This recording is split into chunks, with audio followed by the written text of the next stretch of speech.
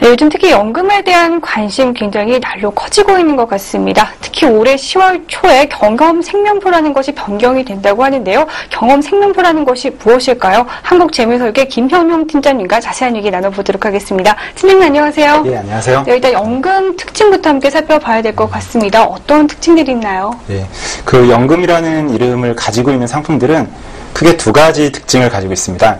첫 번째로는 그 대체소득이라는 그런 의미를 가지고 있어요. 네. 그러니까 사람들이 대부분 이제 근로소득, 월급을 받고 생활을 하거나 혹은 뭐 사업, 개인 사업을 하시거나 혹은 이제 배우자의 수입으로 살아가고 있지 않습니까? 네. 근데 뭐 그 중에서 이제 그 세 가지 이제 어떤 수입들이 보통 사람에 기반하는 수입이라는 그런 특징들을 갖고 있죠. 그러다 보니 뭐 이제 나이가 들어서 더 이상 일을 하지 못하게 될 때, 혹은 배우자가 이제 더 이상 일을 하지 못하게 됐을 때는 그 소득이 끊기게 됩니다.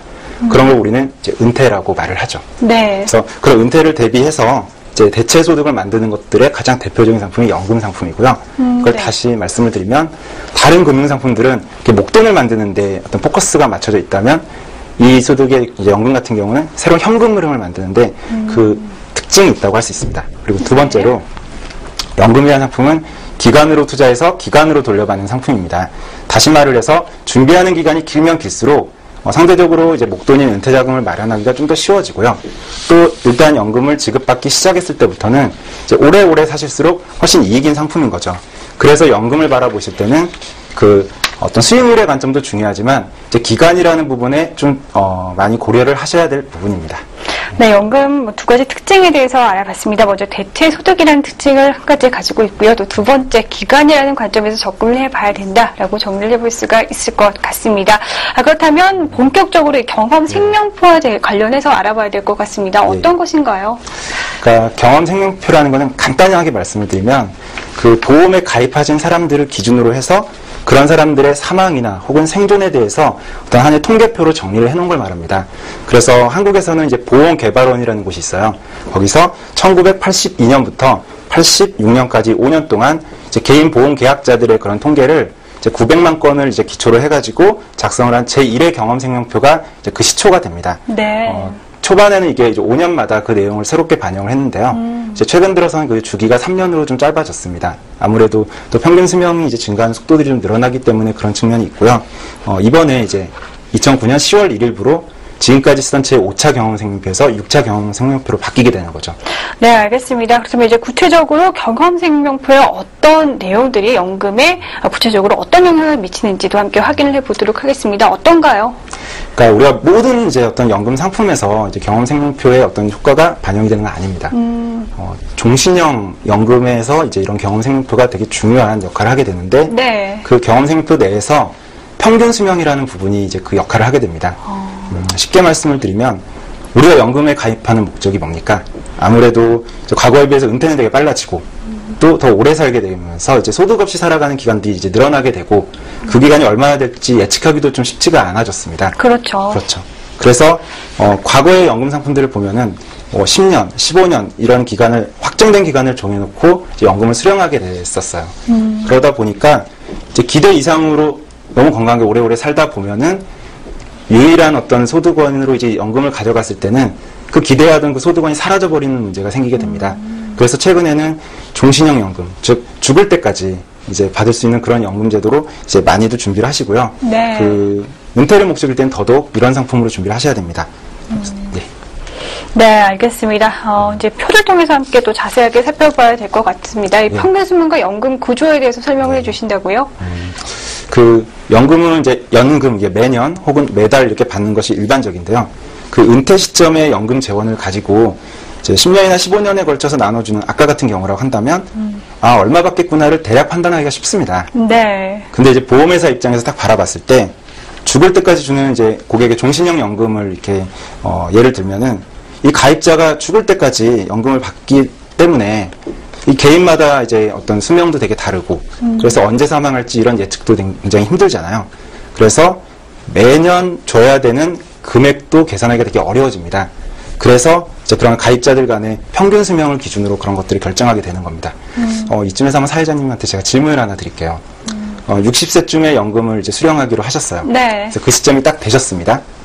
이제 죽을 때까지 연금을 타실 건데 평균 수명이 길게 잡혀 있는 게 유리할까요? 짧게 잡혀 있는 게 이제 매년 받는 연금액 기준으로 봤을 때 유리할까요? 네, 동일한 금액이 연금액으로 결정을 된다라고 봤을 때 평균 수명이 짧아지면 짧아질수록 아무래도 금액이 늘어나지 않을까 싶습니다. 맞습니다. 어떻습니까? 예, 맞아요. 그 연금 수령할 때는 이제 평균 수명이라는 것, 이거는 말 그대로 평균 수명이지 내가 연금을 받는 기간이 아닙니다. 그래서 평균 수명이 짧게 적용될수록 훨씬 더 이제 매년 받게 되는 그 연금액이 커지게 되는 거죠. 근데 이때 중요한 거는 이제 가입 시점에 평균 수명을 적용하게 된다는 거죠. 그래서 이제 그런 가입 시점 평균 수명이 어떻게 달라지는지를 주의하실 필요가 있고요. 또 한 가지는 평균 수명을 넘어서 살게 되면 어떻게 될까요? 글쎄요. 계속해서 이제 동일한 금액을 지급하게 되는 거 아닌가요? 그렇죠. 그래서 종신형 연금이죠. 즉 보험회사가 평균 이상으로 더 살게 되신다 하더라도 처음 약속한 대로 끝까지 계속 지급을 해주게 됩니다. 그래서 이제 종신형 연금은 이제 언제까지 받는가 보다는 매년 얼마씩 받느냐가 더 중요하게 되는 거죠. 잘 알겠습니다. 경험생명포를 변경을 한다라고 합니다. 그렇다면 전후에 가입을 하게 됐을 때 나중에 받는 연금 수령액이 어느 정도 차이가 나는지 이 부분에 대해서 아마 시청자 여러분들이 많이 궁금해하실 것 같아요. 어떻습니까? 많이들 이제 질문을 하시는 부분이고요. 아무래도 10월 1일 경험생명표가 변경된 거를 봐야지 정확한 계산은 가능할 텐데요. 이제 과거의 데이터를 통해서 한번 유추해 볼 수 있습니다. 네. 한번 표를 보시면은 이제 제가 지금 최근에 이제 3차 경험생명표부터 4차, 5차 현재 쓰고 있는 겁니다. 거기까지를 기준으로 한번 보여드리고 있는데 적게는 4% 내지 많게는 12%까지 매년 받는 연금 수령액이 줄어들고 있습니다. 그래서 이번에 변경되는 것들도 대략 10% 내외라고 예상을 저는 개인적으로 하고 있고요. 네. 그 정도 연금 수령액이 이제 줄어든다고 하면 향후에 연금을 타기 시작하면서 죽을 때까지 계속 그 적은 금액을 이제 갖고 가셔야 된다는 점이 이제 저희가 주목할 부분이죠. 그렇다면 종신형 연금 상품을 가입을 할 때는 조금 빨리 가입할수록 좋다라고 네. 봐도 될까요? 그렇죠. 네, 잘 알겠습니다. 가입 시점에 따라서 상당히 큰 차이가 있다는 점 시청자 여러분들 꼭 체크를 하셔야겠습니다. 근데 연금 상품을 보면 굉장히 다양합니다. 소비자 그렇습니다. 입장에서는 어떤 점을 유의를 해서 골라야 될까요? 굉장히 종류가 많죠. 그래서 그러다 보니까 연금의 종류를 나누는 기준도 되게 다양해요. 그래서 한번 이렇게 생각해 보겠습니다. 가장 많이 알고 계시는 연금, 대표적인 연금은 국민연금이죠. 네. 그리고 공무원들은 공무원연금. 이런 이제 국가에서 지급해주는 연금을 공적연금이라고 부릅니다. 그리고 이제 최근에 많이 이슈가 되고 있는 퇴직연금이라는 게 있습니다. 이건 기업에서 이렇게 제공을 해주는 연금이죠. 네, 그렇죠. 거기에 이제 지금 말을 하고 있는 개인연금. 이렇게 세 가지를 합쳐서 이제 은퇴를 준비해야 된다라고 해서 연금의 3층 구조라고 표현을 하고 있습니다. 이 세 가지는 서로 어떤 경쟁 관계가 아닙니다. 서로 보완을 해가면서 우리의 은퇴 준비를 위해서 이제 그런 준비를 해가는 어떤 필수 상품들인 거고요. 이 중에 지금 저희 이 시간에서는 개인연금에 대해서 살펴보고 있는 중인데 그 개인연금도 이제 그 어떤 가입 목적에 따라서 크게 두 가지로 나뉩니다. 하나는 소득공제를 대비하기 위한 연금이 있고요. 또 하나는 이제 연금 수령 시 나중에 어떤 세금적인 부분이 문제가 되기 때문에 그런 비과세를 얻을 수 있는 그런 연금 상품이 있습니다. 네. 그래서 이제 세제 혜택에 따른 개인연금의 종류를 한번 표로 살펴보시게 되면 그 소득공제형 연금은 취급 금융기관에 따라서 이게 나눠지게 되는데 연금 신탁, 즉 은행이죠. 그리고 연금 펀드, 증권회사, 그리고 연금 저축 보험으로 나뉘고요.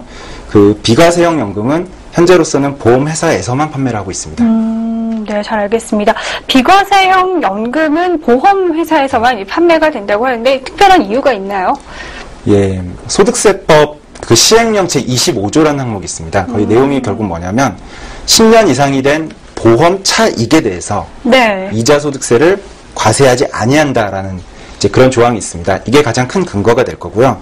뭐 예를 들어서 뭐 우리가 매달 30만 원 정도의 어떤 적금이나 어떤 연금 상품이나 이런 걸 붓는다고 가정을 하면 보통 세금에 대한 걱정을 크게는 안 합니다. 네. 하지만 이제 그게 20년, 30년 어떤 장기간에 걸쳐서 이제 목돈이 만들어지게 된다라고 하면 이제 그때 가서는 이미 돈이 커져 있기 때문에 그 세금 문제를 그렇게 만만하게 보실 게 아닙니다. 그렇죠. 그래서 뭐 소득공제형 연금의 과세를 보통 나중에 연금으로 수령하게 됐을 때는 그 연금 소득세라고 해서 5.5%의 그 연금 소득세를 매년 징수를 하고요. 만약에 이제 공적연금, 아까 말한 국민연금이나 이런 것들과 합쳐서 과세 대상 연금액이 1년 기준입니다. 매년 600만 원을 넘어서게 되면 거기서는 이제 종합소득과세라는 걸 하게 돼서 더욱 큰 어떤 종합소득세가 적용이 되게 됩니다. 그 밖에 이제 뭐 중간에 해지를 하실 수도 있잖아요. 네. 혹은 이제 은퇴 시점에 가서 한 번에 목돈으로 일시불로 수령을 하겠다라고 하게 되면 그때는 이제 연금소득세가 아닌 기타소득세라는 것을 적용받게 됩니다. 뭐 세율은 22%나 되게 됩니다. 그래서 이제 비과세가 된다면은 이제 위에서 말한 모든 종류의 세금들이 10년 이상 유지된 이후부터는 이제 다 비과세가 되기 때문에 그만큼 일종의 확정적인 추가 수익이 늘어나는 것과 마찬가지고요. 특히 이제 종합과세 대상이 될 뭐 이런 부분들을 고려한다면은 더더욱 비과세 상품이 중요하게 되죠. 네, 비과세형 연금에 대해서 이제 짚어주신 부분이고요. 이번엔 소득공제형 연금으로 함께 넘어가 보도록 하겠습니다. 어떤 기준으로 살펴봐야 될까요?